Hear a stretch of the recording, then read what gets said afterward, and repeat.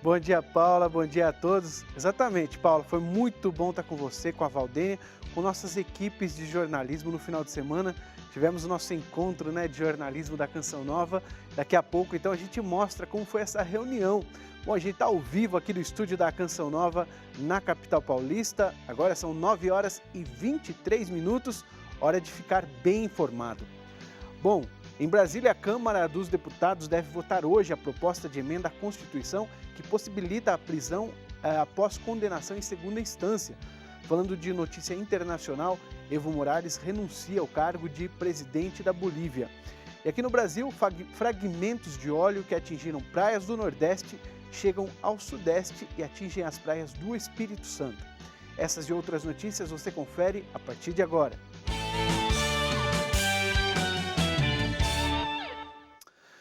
Bom, essa semana acontece a Jornada Mundial dos Pobres. A ação da CNBB, Conferência Nacional dos Bispos do Brasil, é uma resposta à data instituída pelo Papa Francisco. Esse ano, a mensagem do Papa Francisco para o terceiro Dia Mundial dos Pobres lamenta que a desigualdade tenha gerado um grupo considerável de indigentes. O Dia Mundial dos Pobres é fruto do Jubileu Extraordinário da Misericórdia e se realiza no domingo anterior ao da festa de Cristo Rei. Vamos às informações direto de Roma com o Túlio Fonseca. Bom dia, clima chuvoso aqui em Roma, já o inverno dando as suas caras, mas mesmo nesse friozinho, ontem milhares de pessoas se reuniram aqui na Praça de São Pedro na oração do Ângelus com o Papa Francisco.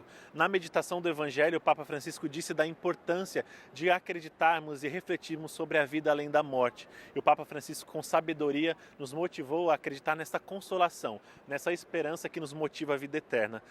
Ele ainda afirmou que no nosso tempo sabemos tanto sobre o universo e nos falta sabedoria para refletirmos sobre a vida eterna. Já no apelo final, o Papa Francisco exortou a rezarmos pela realidade política e social do Sudão do Sul, que vive profundas crises.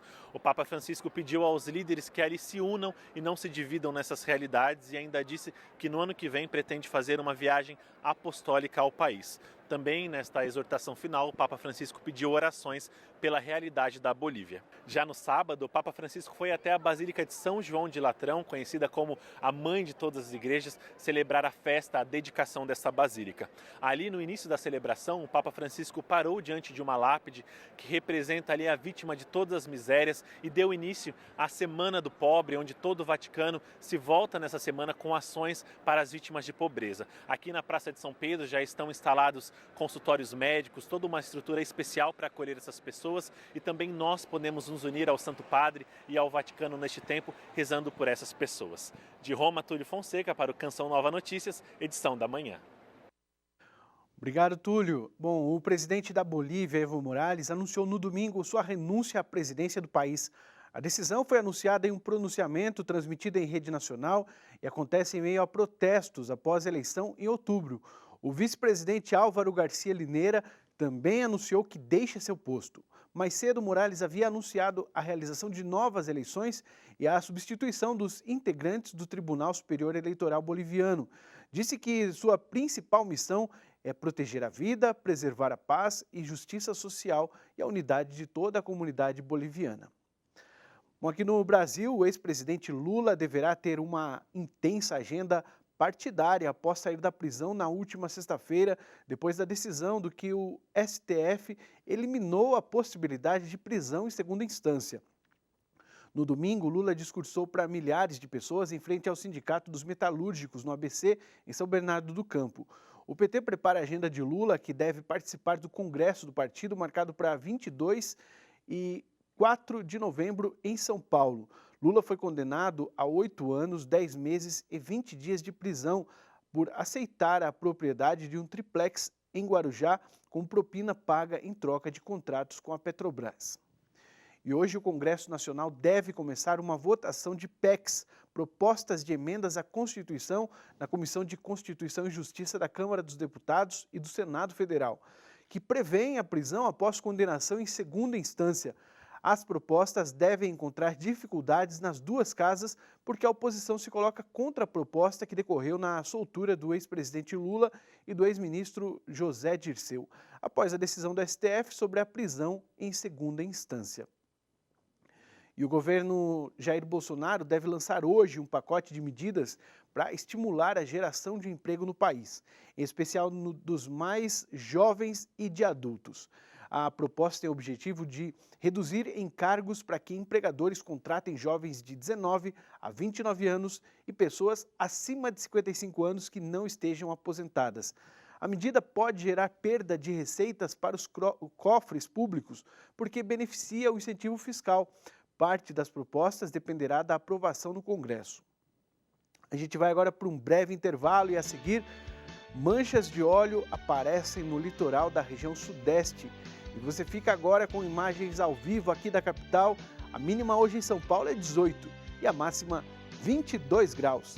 CN Notícias, edição da manhã, volta já.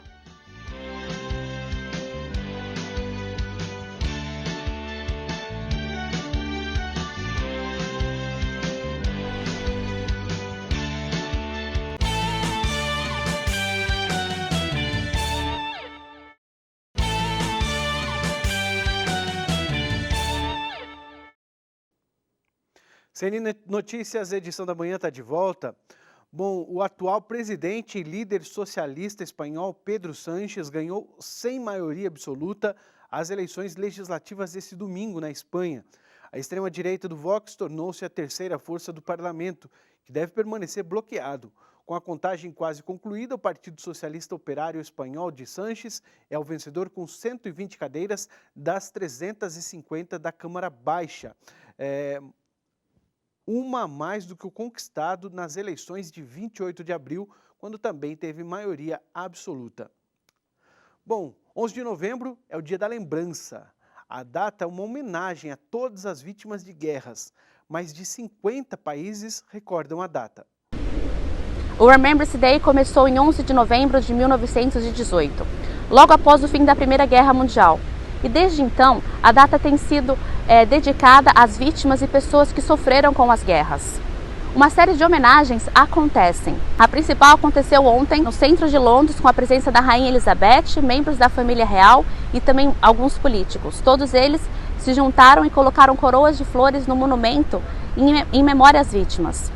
Os oponentes políticos Jeremy Corbyn e Boris Johnson deixaram as adversidades políticas em relação ao Brexit de lado e juntamente participaram da solenidade. A cerimônia começou no período da manhã e exatamente às 11 horas horário local, a Inglaterra se silenciou por 2 minutos. Em seguida, aconteceu a tradicional marcha com mais de 10 mil veteranos de guerra, todos eles usando a tradicional flor vermelha, a pompe. A pompe, que é a flor de papoula, representa cada soldado morto durante a Primeira e a Segunda Guerra Mundial. A escolha dessa flor como símbolo do Remembrance Day é porque após a Primeira Guerra Mundial, essa flor começou a florescer nos campos de batalha. E desde então, ela tem sido relacionada com a ideia de renascimento. E por esse motivo, essa flor ela é considerada um símbolo de respeito para todos os britânicos. Vanessa Andrade para o Canção Nova Notícias. Obrigado pelas informações, Vanessa. A gente fala agora de previsão do tempo. Pois é, o tempo deve permanecer instável em todo o estado de São Paulo nos próximos dias. O risco de chuva forte e volumosa aumenta a partir de amanhã. Vamos conferir então a previsão do tempo para todo o Brasil. No sul, chuva volumosa no leste de Santa Catarina e do Paraná. Sol entre nuvens, mas sem chuva nas demais áreas da região. Tempo instável no leste de São Paulo e no Rio de Janeiro, na região sudeste. No centro-oeste de São Paulo, o sol aparece entre nuvens e ocorrem períodos de chuva passageira. Sol e pancadas de chuva entre o norte de São Paulo e o centro do Espírito Santo. Uma massa de ar quente e úmido predomina sobre o centro-oeste brasileiro. Na faixa entre o oeste e o leste do Mato Grosso do Sul e no norte do Mato Grosso, ocorrem pancadas de chuva a qualquer hora do dia. O sol aparece entre nuvens e tem pancadas de chuva no Amapá e no norte de Roraima. No Pará, o sol predomina e não chove. Sol e pancadas de chuva à tarde nas demais áreas. Predomínio de sol e tempo firme em grande parte da região nordeste. Há previsão de chuva rápida pela manhã no recôncavo baiano e pancadas isoladas de chuva à tarde no sul do Maranhão. Bom, a gente fala agora das manchas de óleo que vinham aparecendo em praias do Nordeste, agora alcançaram o Sudeste. No domingo, o óleo foi encontrado em Linhares, no Espírito Santo. Na quinta-feira, pequenos fragmentos de óleo foram recolhidos na praia de Guriri, em São Mateus. As manchas de petróleo em praias do Nordeste começaram a aparecer no dia 30 de agosto. Na Paraíba, a substância é a mesma em todos os locais: petróleo cru. O fenômeno tem afetado a vida de animais marinhos e causado impactos nas cidades litorâneas. O Espírito Santo é o 10º estado brasileiro a ser atingido pelo óleo. De acordo com o governo do Espírito Santo, o Comitê de Preparação de Crise já iniciou o processo de mobilização das equipes para a limpeza das praias. A seguir, a gente falou no começo do nosso encontro de jornalismo e é isso que você acompanha a seguir, o encontro que marcou o final de semana da TV Canção Nova.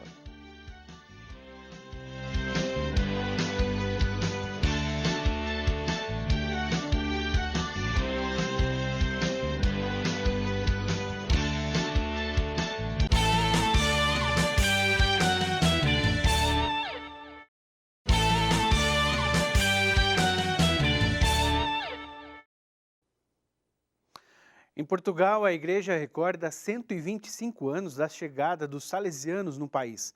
Os detalhes com a Cíntia Santos. A família salesiana portuguesa está em festa, pois eles estão comemorando 125 anos da chegada dos salesianos aqui em Portugal, na cidade de Braga, onde começou o trabalho com os jovens. Hoje a província tem um espaço em Portugal continental, mas também na Madeira, e conta ainda com Cabo Verde. São mais de 60 padres que estão espalhados em 11 localidades e 6 escolas, que têm mais de 9.300 alunos. O trabalho continua como na origem, educar os jovens nos moldes salesianos. Segundo o provincial, que é o padre José Aníbal, o mais importante e o desejo é que cada criança que necessita de um pai possa encontrar em um salesiano o amor de Deus. Cíntia Santos, de Lisboa, para o Canção Nova Notícias.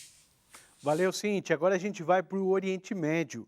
Pesquisadores descobriram um mosaico nas margens do Mar da Galileia. A obra representa muitas variedades de peixes e 12 cestas de pães. Segundo especialistas, os indícios não colocam em discussão o lugar visitado por peregrinos em memória ao milagre da multiplicação dos pães e dos peixes, narrada no Evangelho. Uma nova memória, esculpida no mosaico colorido que precisa ainda ser parcialmente investigado, veio à luz precisamente aqui, entre essas sugestivas ruínas da antiga Hipos, cidade pagã do território de Decápolis, na época de Jesus, que viveu um período tão flórido, na época bizantina, que se tornou sé episcopal, até o terremoto que a destruiu em 749. São até mesmo 7 as igrejas descobertas nas escavações que começaram em meados do século passado. É do verão último a surpreendente descoberta de um chão de mosaico perfeitamente conservado, onde são representadas muitas variedades de peixes e 12 cestas de pães, na assim chamada Igreja Queimada. O telhado da igreja estava totalmente carbonizado, desabou e a cinza se espalhou na área ao redor, cobrindo completamente o mosaico e, desse modo, o protegeu. É o mosaico melhor conservado do sítio. Há maravilhosas decorações geométricas, pássaros, fruta, peixes e 12 cestas de pães, como aquelas que, de acordo com o Evangelho, apareceram depois do milagre da multiplicação.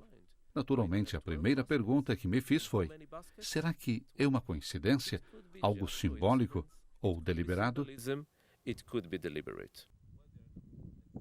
Mike Weisenberg, arqueólogo comprometido em várias campanhas de escavações de Hipos, nos fala de indícios tais que colocam em discussão o lugar do milagre da multiplicação dos pães e dos peixes, que a tradição aponta em Tabga, localidade do outro lado do lago de Tiberíades, perto de Cafarnaum. O Evangelho narra de duas multiplicações de pães e de peixes feitas pelo Senhor, ou melhor, de duas divisões do pão e do peixe para a multidão. Uma delas é tradicionalmente colocada na margem galilaica, outra na margem oposta, pois a uma delas se segue um cruzamento do lago por parte dos discípulos e de Jesus. A tradição coloca a primeira multiplicação na margem galilaica, em Tabga, em proximidade de outras lembranças. A da pesca milagrosa, o primado de Pedro, são colocados a um tiro de flecha um do outro, portanto, esse lugar tem tradição mais contínua. No entanto, outro problema se refere aos lugares exatos onde ocorreu um ou outro episódio. Será difícil podermos chegar a afirmações seguras a respeito. Não tem, porém, uma razão especial para se mudar o lugar da primeira multiplicação dos pães e dos peixes. Bom, mais de 80 profissionais participaram no final de semana do Encontro Nacional de Jornalismo do Sistema Canção Nova de Comunicação.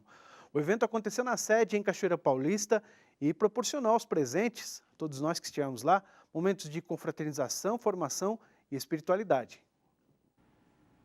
E depois de 7 anos, nós retomamos os encontros nacionais de jornalismo da Canção Nova. Estou aqui com o diretor-geral de jornalismo, Oswaldo Luiz. Oswaldo, por que retomar agora? Nós estamos vivendo um momento de mudanças, não só no jornalismo, mas também na sociedade, né, em que a nossa função de jornalismo precisa ser reexaminada, né, e a gente entender o que nós estamos vivendo neste momento. Então, esse foi um dos objetivos. Nós tivemos aqui a ajuda, a participação muito importante do especialista em jornalismo, Carlos Alberto de Franco.